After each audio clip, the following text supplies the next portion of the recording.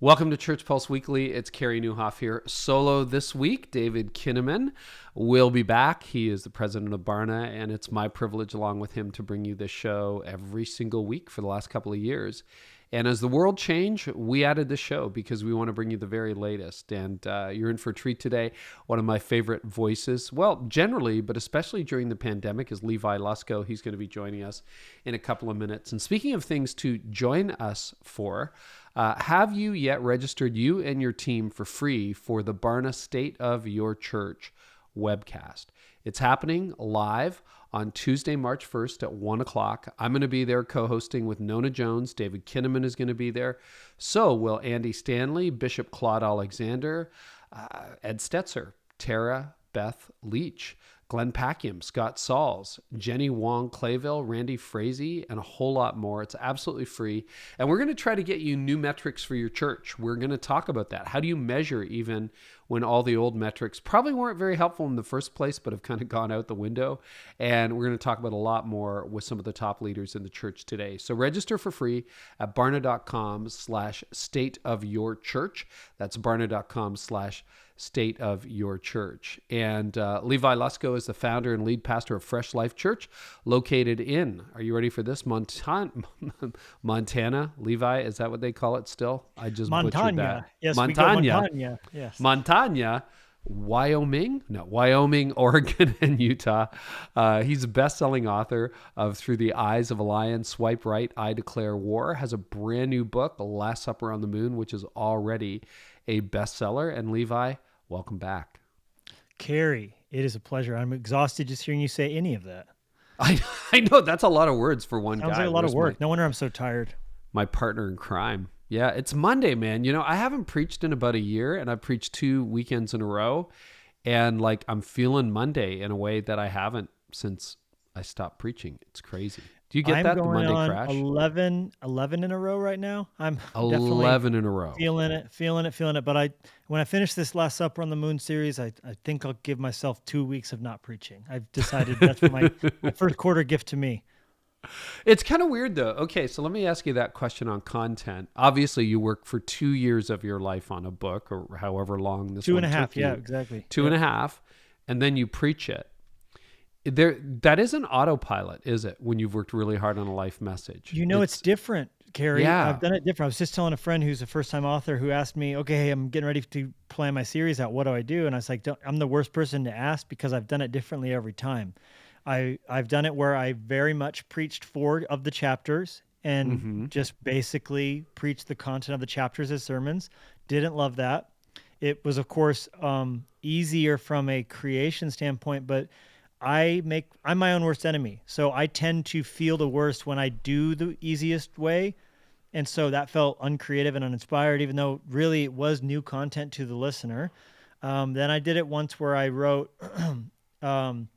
a whole separate outline when I wrote the book that I intended to preach as I did it, but then I also sweetened it with some of the best anecdotes from the book. This time, I am doing something completely different. I'm preaching 7 messages that are not even in the book and none of the book content, but it's running in a parallel track. So it's adjacent to it from a content perspective. Oh, wow. So you basically just created a lot more work for yourself, which is fantastic. Yes, I'm a masochist. But basically, the Last Supper on the Moon follows the 7s because the just to jump into the deep end, the Mercury NASA missions, there were 7 original astronauts. They called them the Mercury 7. And and then I realized, wow, that's funny that NASA started out with 7 because Jesus so consistently uses that number, from the 7 days of creation to the 7 trumpet seals, the 7 bowls, the 7 letters to the 7 churches, 7 I am statements, 7 statements from the cross. So I chose to also take the 7 signs from John's gospel, the 7 miracles he performed in John's gospel that are aggregated to teach that Jesus is the Son of God. And I'm preaching those 7, which are not in the book, but kind of are in the same slipstream.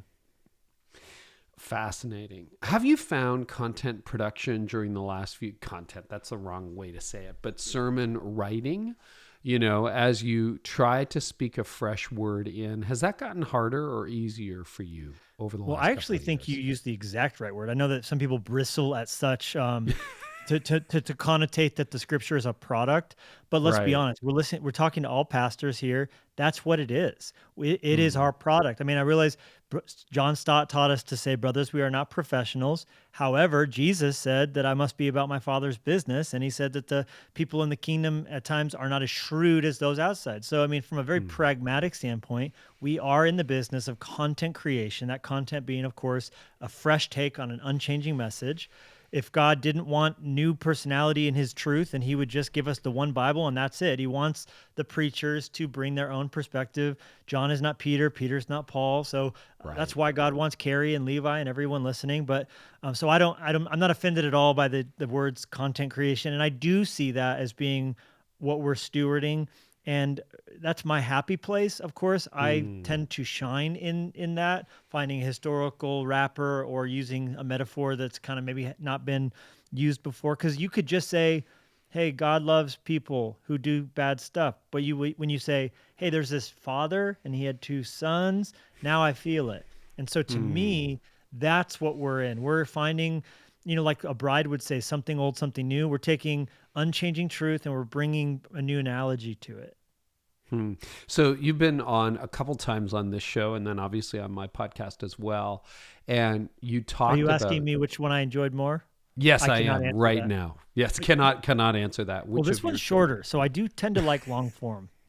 There you go. There's your Yeah. answer in a riddle. Let me think about that one. Um, so Look, David's not here. We can do whatever we want. we can do whatever we want. He's never going to miss another show again, Levi. I'll tell And do you think he's going to listen to this to know that we did this, or do you think the you. ones he's not on he doesn't listen to? That's the I real think question. you and I should probably just leave this as a little pact between us, and we'll see Or who here's he what we could texts do. What first. if we did some secret thing in here, like say an Easter egg, like that college professor who in his syllabus, he put the locker combination to a lock in the school quad, and then he put $50 in it. And no one at the end of the semester had gone into the locker and got the $50. So he knew they didn't read the syllabus. So like, what if we Oh, that's say, fantastic. Where are we going to hide David $50 for Kinnaman, David? if you're listening, send a tweet to Carey and Levi on Twitter, and then we'll know. And if we don't get the tweet, we'll just know he didn't listen. Wow, then we'll know. Okay.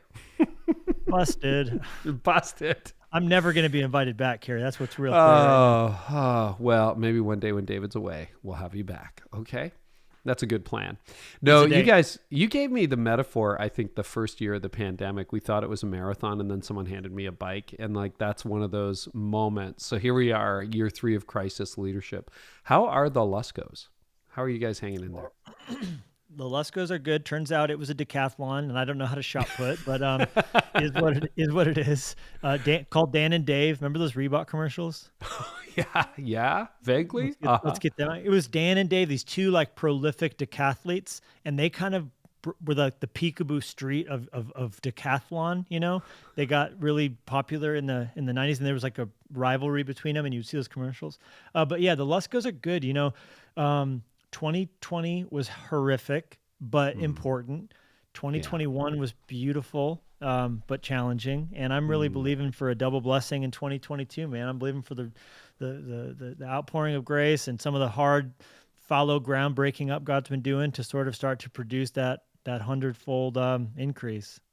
I don't mean this to be a rhetorical question, but we did the poll a year ago through Barna where 29% of pastors thought they were seriously considering stepping away from ministry, not just their church. And then at the end of 2021, repolled, that shot up to 38%. So some people left, and then more people were thinking about quitting.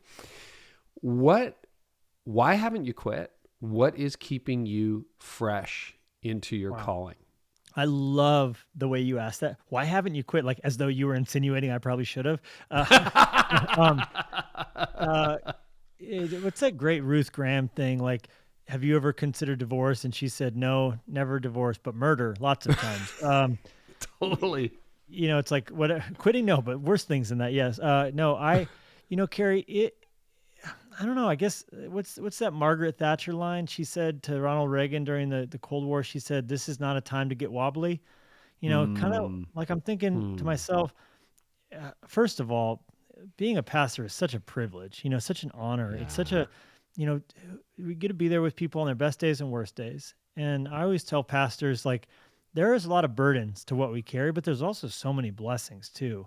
Hmm. When I stand in my church and I'm praying the sinner's prayer with people just receiving Jesus for the first time, the quiet moment holding candles on Christmas Eve when our church is singing "Oh Holy Night," a baby dedication, like a wedding. I mean, just there's there's nothing like it. And I don't know. I guess this is when people need leadership to step up. Smooth seas. You don't need an anchor. So if I'm going to be a pastor in any Hmm. time, what an honor to be a pastor in a really hard time in the world. That is a really fresh take. And I think, I definitely, I was saying, I preached for the first time in a couple of years or a year. And, it hit me that the mood has shifted, that this is about, preachers have to figure out a way forward. Because we're in this place where it's like, okay, this isn't going away anytime soon. It will go away, but every time it just keeps coming back in some new iteration. And when this crisis lifts, it's not like the world goes back to, all fantastic. There are major challenges that we're facing. And I think we are moving into a new season, Levi, and it requires exactly what you said, that kind of leadership. What are your biggest learnings about yourself in the last few years? Now that we're 2 years Man. into this, what are you learning Well, about Levi? I went really deep in 2020. I did a lot of work on Mm, myself. mm. I did my first intensive, which I had never done with a psychologist, a whole week, and then Oh, I so you went also on did. site somewhere? Yeah. I did. It was not through on site, but it was similar. Right, My right. my normal leadership coach and psychologist, who's been working with me for a while, he uh, built a week where I had a lot of journaling time in a hotel, but then also time with him, Great. dealing with some stuff that surfaced in 2020 that had been brewing for a bit, but I hadn't had time to deal with because of life. And then, the pandemic gave us no Hmm. other option but to look within, and look obviously up. So Yeah. I learned a lot, and I'm much more grounded, I think, than I am. I've got a long way to go, but I've seen a lot of work like that paid dividends. Hmm. Um, the other thing right now is, you know, I think for pastors that I'm talking to, I'm telling them, don't forget, God never called anybody to preach to an empty chair ever. Hmm. So don't look at the empty chairs. Look at the chairs that have people in them. That's Wow. all. When I was a young man, I told God, I had this dream of preaching one day to thousands of people, but God said, well, be that as it may, you got invited this Thursday night to give a Bible study to 12 senior citizens at this retirement home. So will you do that? And I said yes, and I went and did it. I got asked the next week to preach to a Chinese church on parenting. I was young, I had no wife, I had no kids. I'm not Chinese, but God said say yes to the invitation. So I went and did a Bible study on parenting to this Chinese church. I'd take my shoes off at the door, and that's been my policy to always preach where I have been invited. And every Sunday when I get up at my church, is there the amount of people there was pre-pandemic? No. Is there um, but is there someone in a chair I can look at and teach the Hmm. Bible study to? And is there someone on the other side of a camera lens? Yes. So I just think, to get discouraged by empty chairs is to forget that that's not what we're called to. Hmm. On that note, and thank you for going there, I've talked to a lot of pastors who are trying to make sense of why there are fewer people in the house. And here we are, in the early days of a new year. Do you have a sense of why some of the people disappeared who used to attend Fresh Life? Are some of them still hanging back because the pandemic is lingering? Do you think cultural Christianity got weeded out? I mean, there are multiple theories. I'm just wondering what your take Sure. on that is, Levi. Well, of course, that's varied and nuanced, and Yeah. there some people are off buying NFTs and buying real estate in the metaverse. But I think the if I was speaking with you candidly, and I didn't have a microphone in front of me, I would probably say a good amount of people never tithed. Um, Hmm. and it's funny to have it be so simple as that, but Jesus said, "Where your treasure is, your heart is," and it's shocking to me to have basically the tithe not get impacted at all by losing 30% of your audience. And it's a shocking but pretty clear indictment that you have more ownership and part and parcel in these matters where you're invested. And I'm just going like, wow, is it really that simple that you can have skin in the game and you'll care more and you'll show up to check on your investment? To me, I'm going like, wow, is really, when I tell people to give, I'm actually preparing them to be more impervious to the trials that are going to try and shake them loose from a casual commitment to these matters. That's an interesting lens. I hadn't really thought about that.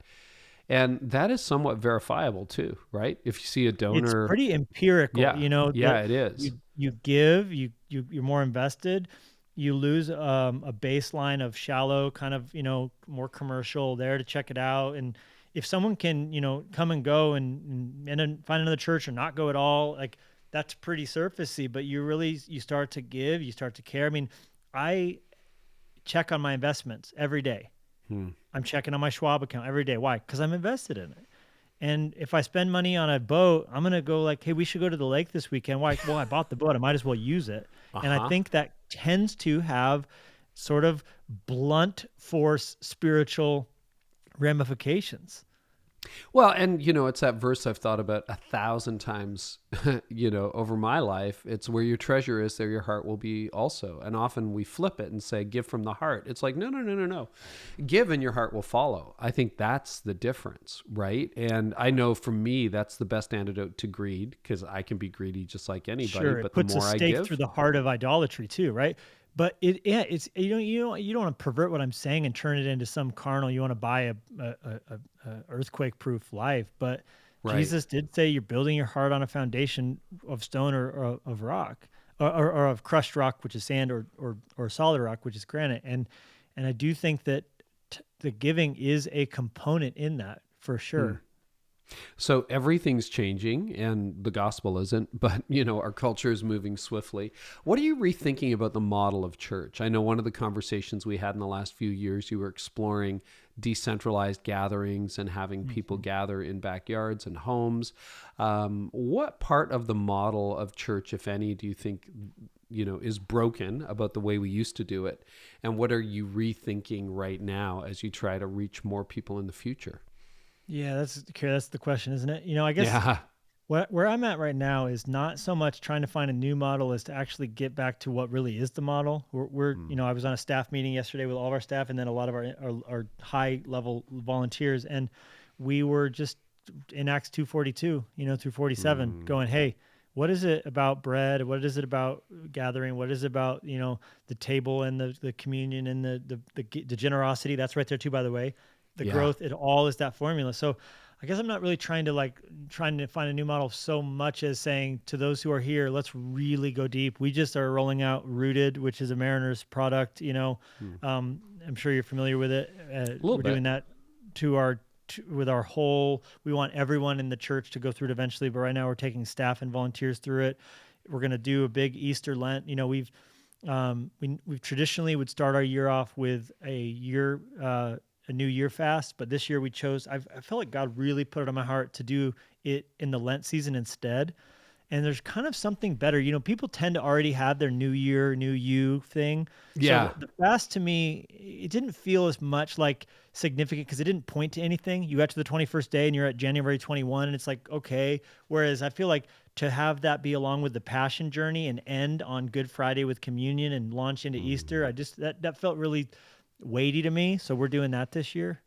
That's awesome. Yeah, it's interesting. We've had Tyler Staton on, John Mark Comer on, and that's sort of back to the fundamentals of church, the daily disciplines, the beyond Sunday, the breaking of bread, fasting, the spiritual disciplines. I do think that is something that you don't necessarily get when you only gather on the weekend. And I appreciate you going there. Is there anything you're experimenting with? Anything you're trying that sort of excites you or you're not sure will work? Oh, I never know anything's going to work. I guess Rooted would be a pilot. I think,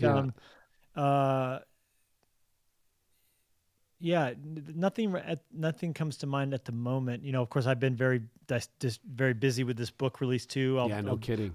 As seasons tend to go, there's a writing and release season. Then of course it's kind of, I tend to be buried more into the church side of things. I mean, I'm never not aware and engaged, but my tinkering time there has not been as much right now. But the one thing that we are really excited about, and we've never done this before, is I got saved at a summer camp, Carey, and I know a lot of people did. Billy Graham's, of course, the one who kind of ran out the statistic that I've heard forever about most decisions for Christ come before age 18. And so we're really doubling down on youth. We rented 60 acres of camping acreage in Montana. We booked a rodeo arena, and we're bringing in Kerry Jobe and Tim Tebow and Cody Carnes, and we're opening it up to any youth group that wants to send their youth group up camping. And we're going to it's going to be our big flagship event every summer. It's going to be a revival themed. It's going to be evangelism. It's going to be sex and relationship discussed. And then we're going to, all of it be outdoors under the stars in the round, and this big round rodeo arena. And I just have this vision of the mountain range, the Jewel Basin, the swans, and the Montana sky. It's in August, and just we're calling it Movement Conference, and that's where I'm putting all of my focus between now and August from an energy standpoint into the next generation and seeing revival take place. And we need to see this next generation who is being written off as just being on TikTok all the time. Like, if they'll encounter their Creator in a meaningful way, that's how revival breaks out. And so that's for your church, but it's also open to others as well? It's our church, but we're letting any church that wants to take part in it come on out. So wow. Do you have a website or anything like that? Yep. mvmnt2022.com, movement.com. Awesome. So that's okay.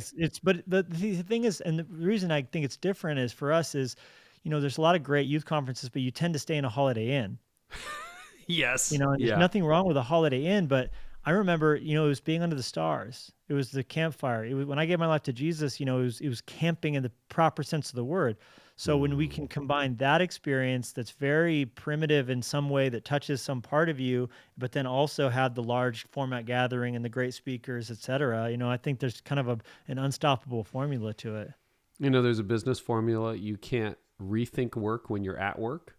And it's sort of like life, right? It's hard to rethink life when you're in the middle of it. So to get away, that makes a lot of sense. Yeah. Speaking of the next generation, you keynoted at Passion 2022, 55,000, 60,000 college students in Atlanta. A lot of them. Talk about the power of gathering in that kind of context. Carey, I walked away from that experience,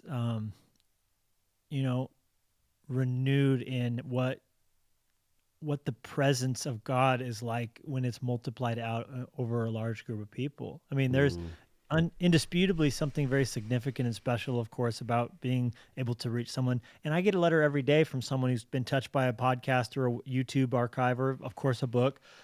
But man, you cannot say it's the same thing as when you're just looking at the sheer numbers of human beings gathered, and then just the song rising up. We sang Revelation song by Kerry Jobe. Yeah. And that's lyrics straight up from the book of Revelation. And when you get to heaven, there's going to be tens of thousands gathered around the throne. It's going to every tribe, tongue, language, and there was 40 countries represented in that moment. And we translated John 3:16 into a language that's never been written down in person, live, right there. We watched it happen. They brought this translator up, and he wrote the verse for the very first time. It was John 14:6. I mean, it was just, you cannot, there's something about that. The people freaked out. I don't even know if emotionally I'm ready to talk about Passion yet. It was so powerful.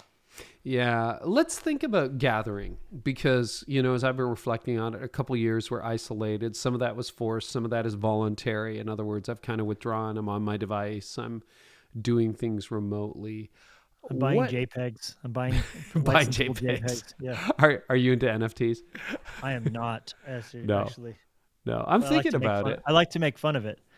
I've been gathering data on that, trying to figure. No, I'm at the same way. I'm just teasing. Someone's probably super offended that I said that. I'm listening, I'm learning, and I'm absolutely terrified of all that. Yeah, it is a little bit scary, and you think, oh, I'm too late. Oh, I'm too late. Oh, I'm too late. But I don't know. We're still pretty early. I think Pretty 5 years early. from now, you're going to be too late. You're gonna be too late. Yeah. Yeah. I'm thinking about making one actually, but that's another subject for another I want to day. make one of you. Can I license a Carey Oh, Nieuwhof there you NFT? go. Wow. Yeah. It'll be deflationary, So, yeah, but when you think about gathering, the Sunday morning gathering, how are you valuing that now? Like, is it the same as you did in 2019? Is it different? Has it shifted in your mind? So long as I can keep myself in the right frame of mind to where I don't ever get resentful, because that's where I go. I tend to get resentful if I'm like at the people not there, the people online, Yeah. like I have to keep myself out of that, and if I do that work to stay humble, grateful, and to stay sweet spirited and not trying to cling to, like what's that line God said to Moses or to Joshua? He said, Moses, my servant, is dead, therefore cross the river. We don't get to Yeah. just keep moping over a past that's gone. So if I can keep saying, let's cross over a river, and not more, how long will you mourn? I rejected Saul. It is that 2019, we're not getting it back. Be here now. Yeah. How do you do that? Like, how do you talk yourself out of that ditch? Well, the best days I keep myself out of the ditch. I say in this book, Last Supper on the Moon, I say, you can reset a day that's turned into a dumpster fire, but why if you don't have to? So if I can do my good work in the morning, journaling, devotions, saying the Lord's Prayer, like some of those things that I would do to calibrate my heart before I end up in the, woe is me, and no one knows the troubles that I've seen, and goodness, elevation's doing so good, and we'll never be there. Like if I can keep myself away from that gnarliness, then it's a lot better of a day. I don't know. I'll bounce this off you. I just sometimes set new metrics. So, like, I preach at our church, and we still have social distancing because it's Canadian, and so we can't fill up the room. Even if it could fill up, we can't. And, I was used to seeing it a little emptier. You get used to it. It was empty for a year and a half when we weren't open because lockdown was that long here. But, it felt packed compared to what it used to. And I'm like, oh, that's good. We did the max of what we could do, like what we were allowed to do. And then even on my own platform, like, we look at download numbers, for example, on my website, and also open rates on emails. And two things happened this fall. Number one, Apple with iOS 15 allowed users to say, no, I don't want any tracking on my phone. So all of a sudden you can't track open rates anymore like we used to. And we saw a big fall off in open rates. And now traffic wasn't down. The podcast was having a record year, but we couldn't tell who's reading email, like not particularly who's reading, but how many people are reading. And then Google changed its algorithm in December, and a lot of the pieces I wrote a few years ago, they just plummeted in search engines. So website traffic dropped by like 40%, all stuff outside of my control. And so I'm like, I just rallied the team and I'm like, hey, we're going to do whatever we can. And now we have a new benchmark. It used to be 30% open rate. Now it's 20. Okay. Can we get it to 21 based on what we can see? And we'll just watch the algorithm. Do things like that help where you just kind of declare a new day? I know that stuff really helps me. It's like the old is gone, the new has come. And here's our new baseline. And this is just what we're up against. And now we track momentum from this standard, not something that died 2 years ago or 2 months ago. Does that help? Or is that a crazy man absolutely. name? Talk? No, yeah, it's crazy making. The algorithm, all that stuff, what's going to do well on Instagram, how it's going to get squashed, what graphics the Instagram gods are just going to frown upon. It is all crazy making. And we bring, our social and marketing team, we'll get together and laugh, like just the stuff that'll go gangbusters that you never thought would, the stuff that won't. It's all a crapshoot, and it's also different than it was 20 minutes ago. Yeah, I think, so I think, you want to gauge it on creativity. Is it compelling? Do we feel like, and then I think to some degree there is a helpful I'm going to be careful how I say this because I don't want to sound cavalier about people whose job it is to do such things, but to some degree you have to stop paying attention to some of that. That was why I wrote this book so differently, this new one, because the function and the form, they have a very delicate symbiotic relationship. So for example, normally in the publishing world, as you know, you you come up with a book proposal, you sell the book, the rights to it. So technically you're being paid to do something you haven't done yet. Then you sit down to do it, having already been funded in the project. And that's normally how it works. And that's how I've done it before. There's nothing wrong with that. But this time I just knew I couldn't do it, Carey. I couldn't write with a contract hanging over my head. And the book, I was too scared to write it. It took me actually 1 year to actually finally say yes to God and write it. And then another year and a half to finish it. And when it was all being written in my head, but I was saying, I don't think I have the chops for it. I don't think my publisher would let me write this. I don't know if anyone would get it. Because what I saw in my head was a meticulously, carefully researched history book, like a David McCullough, or, whatever. And then Yeah, I loved it. I feigned to even use such a high language, but that's what I saw, married to a Christian devotional literature book that would be inspirational and teach the Bible. So what I wanted to do was fuse McCullough and Lucado and have a Frankenstein baby in that lane. And I never seen anybody do it before. And I didn't know if it could be done. So what I did was I just didn't tell my agent. I didn't tell my publisher. I didn't tell anybody but my wife until the book was done. And I had almost 100,000 words on my laptop. And then, and only then, did I even whisper of it to anybody. And you say you're not experimenting. Okay. That's fascinating. So yes, that's an experiment. I might have deleted it, and I told God, I said I could delete it and be happy that I just did it. But instead, luckily, I am holding it in my hands. My publisher did like it, and it's, by God's grace, doing okay, and people are enjoying it, which is a real hoot. But again, to your point, I wasn't carefully looking at the metrics. I let the art drive and not the business side of things. Yeah, and that's so good as content creators, as preachers, as sort of, artists with a small a, or whatever we consider ourselves. I think sometimes you have to do it for the love of the craft, for the love of God, for the love of, I've got this message in my heart. I don't know how it's going to go. I don't know how it's going to come out. I don't know whether anyone's going to listen, but this has got to come out of me. That's sort of Jeremiah fire, right? Ooh, I can't imagine. I love the way you said that. I can't imagine a worse thing for your soul and for your church than to sit around beating your head against the wall saying, what's a sermon title that YouTube will like? That the algorithm will distribute. We'll pick out. You might, it's one of those situations where even if you succeed, you fail.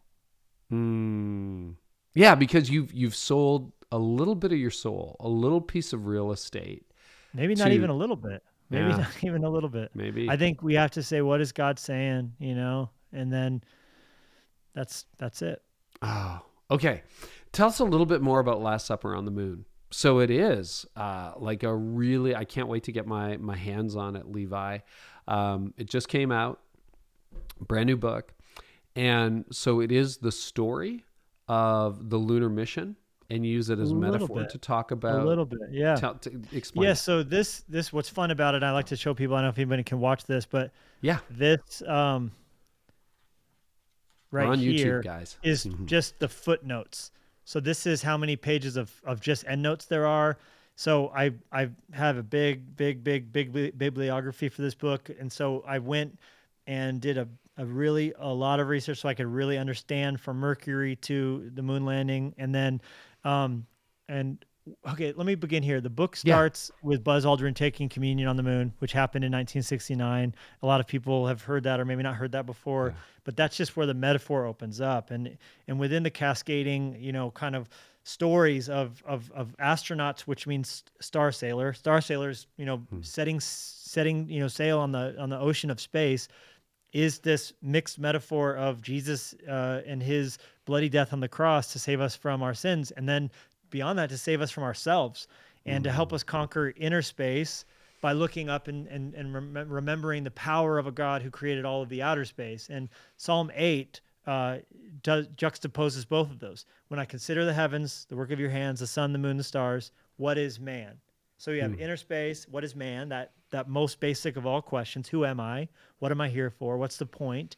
And then you have, but I'm looking at the stars and I'm realizing, hold on, someone made that, and the one who made that loves me. Thus, what is the Son of Man that you visit him? Jesus, it's the astronaut in reverse. He left heaven and came down so that we could experience his love in our lives. And so I'm always like I said a minute ago, looking for the next metaphor or something to be worthy to hold up. Like Jesus said, look at the birds, look at the lilies. Well, I think we can say, well, look at the moon. It's 248,000 miles away, and it's got a backside you've never seen before because it always keeps its backside hidden. It wanes and waxes like the seasons, and it pulls on the tide, and it has forever, all of history immortal, called out to us and summoned us to dream, summoned us to have passion, to try, to dare greatly. And that's what I think all of us are. That's why we resonate with John F. Kennedy's speech he gave at Rice University, and before that at Congress, when he said, why would we climb the tallest mountains? Because they're there, and there's something in the heart of man that's meant to climb the highest peaks. And so anyhow, this is my love letter to the cross, my love letter to space, and I really enjoyed writing it. You are a really curious person. I follow you on Instagram. One day you're on a ski hill, the next day you're having a dinner party, the next you're in some ice bath somewhere. Then you're researching the moon for years and moon landings, etc. Have you always been curious? Is that a discipline? Yeah, there's not enough hours in the day for the things I want to know about. I have to limit myself what I get into because I can't get into it a little bit. If I get into fly fishing or ice bathing, I have to know all the things. And I just am sad as I think about the next 50 years of my life because there's only so many subjects that I will actually be able to suck the marrow out of. And I'm kind of a little bit sad about that. Oh, wow. And you've been that way since you were a kid? When did it really ignite? 6th grade, I got called rat boy because I was very small and had buck teeth, and I was made fun of a lot. I couldn't do sports well. And so what I found was my sense of purpose with my nose in a book. And so I think that that's really where it began. Wow. And Enneagram type, do you know what you are? 3. You're 3. Okay, I would have thought 5, given that profile, right? The insatiable need for knowledge, but a 3, so performer. There you go. What role have hobbies played in pursuits, passion pursuits like that? How does that keep you sane, healthy, alive in life and in leadership? Well, these last couple of years, tennis and fly fishing have been a form of therapy for me. My friend Peb Jackson calls it the nature fix. You're outside, the trees, all that. Snowboarding has always been for me. I love the mountains. I love the smell of snow. I did 2 laps on the mountain this morning with one of my 2 of my daughters, and to be on a chairlift with them, you're not really on your phone. You're talking, you're laughing, and it feels very much Ratatouille to me. I feel like I'm back to my childhood. Oh, you know what? I picked up skiing again this year for the first time since our kids were little, and they're in their, well into their adult years now, and it's been great. It's been great.